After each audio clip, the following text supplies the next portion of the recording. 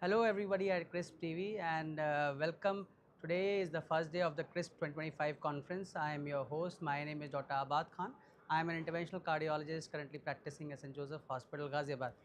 With me, we have another second guest today, Dr. Imran Hafeez, who is a distinguished interventional cardiologist. He is currently an additional professor and backbone of one of the major institutions of Jammu and Kashmir and SKIMS. He has a robust career spanning over more than 15 years. He has a commendable academic background, one of the lead minds on Save Heart initiative, which has helped synchronize the STEMI protocol in J&K and save thousands of lives. Yes.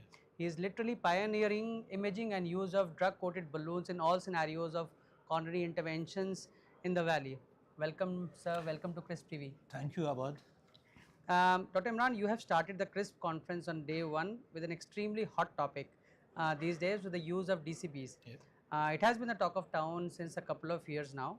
So what's your take on it and how has DCB been changing your practice over the past few years, sir? See, first I want to tell you some things. DCBs are not to replace stents. Just we have to use them in certain situations where we can't deploy stents. I'll say that the limitations of the stents are the justification for use of DCB. So we have to understand that. So we can't replace DES. DCBs are an option where we don't have an option of intervening. Perfect. Sir says that it is an individualized scenario. Neither stents are going away nor DCB is falling apart. Both have their own space and both have to be used as per the needs. Sir, how does DCB be better than DES in large vessels which has dense calcified plaques, and how to deal with the problems of both the axial geographical misses as well as the longitudinal geographical misses with the drug-coated balloons? See, we have to understand when we discuss long vessels, the evidence is not that much of big vessels. The evidence is not that much of robust. But what is important is to what you discussed about the geographical miss. So imaging is very important first. So from the imaging, you understand the anatomy, you understand the plaque, you understand the size, which is very important. Choosing a proper size balloon is very important because the size is very important in drug balloons because the transfer of drug will be because it will abut the vessel lumen properly and there will be a rapid transfer curve. So imaging is very important. And then coming to the calcified lesions, you say, in my experience, I don't have much of experience in calcified lesions. I mostly use stents there. But preferably, as you told in the previous comment, that it's an individual decision, individual patient, which we which we decide that how to use and when to use DCB. So whereas coming to the miss, I told you that like if you see the longitudinal miss or this, you have to go ahead like if you are predilated in area, your drug coated balloon length should be 2 to 3 mm more than that. Coming to the side branch, if you are doing a side branch DCB, your balloon should be at least 4 mm inside the main vessel so that you don't miss an area. So, Dr. Imran clearly says that guesswork and assumption-based treatment will not lead you anywhere. Use imaging whenever you can for optimal and ideal results for a drug-coated balloons. Um, Also, sir, the new recommendation and the consortium has been of the concept of providing a blended therapy, which you had already just spoken of for the treatment of patients, that using maybe a mixture of DES and DEB for bifurcations and for all those kind of treatment. What's your take on these new recommendations for these for this type of I lesions, think sir? for a bifurcation lesion, DCB is a very good option for side branch. The way we used to do tap stentings, I prefer doing DCB in the side branch. And if you see the evidence, we have a good evidence vis-a-vis DCBs in side branch. So I approach the main branch, I stent the main branch, rewire, pre-dilate the side branch, see the TIMI flow, and then deploy a drug-coated balloon across the lesion, do a final kissing, and I come out. I think I have done pretty good number of cases in which I have managed side branch with DCBs. And sometimes I have done in distal territories where you have a bifurcation, two small vessels, take two drug-coated balloons. But you don't need to do a kissing there because the drug-coated balloons don't interfere with the geometry much. So you go with the sequential dilatation in these states. Perfect, sir. And you've already focused so much about imaging. Sir, can you please guide us with some examples also that how important has been the role of imaging in guiding the treatment for DCBs? See, I'll go back to the stents actually. See, we do, at my center we do a lot of imaging. Imaging has helped us to understand the overall coronary size in our population. I have more than 600 patients data from my population where we're looking at what are the different sizes of coronaries. Are we matching the Southeast Asians or it's more towards European? And I found majority of the coronaries, let's take the example of left main sizes 5, 5.5.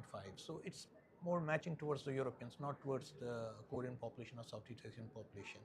So same way the way the imaging has helped me in understanding the size of deaths, same way it helps me in understanding this DCB. If I'm attempting a patient without doing an imaging, still I haven't, with my experience, I have an idea of what the real size of the vessel is. So with imaging, I have started deploying bigger stents, bigger balloons, drug-coated balloons, and then the important thing is post these procedures, the lumen gain, the area, which is very important. But I tend to avoid instrumentation post DCB. I do imaging before DCB. After the I use say the cutting balloon, I do imaging and see the lumen gain, and then do a DCB and don't image after that. I avoid instrumentation after. So that is a fairly nice protocol Dr. Imran has put up in his lab.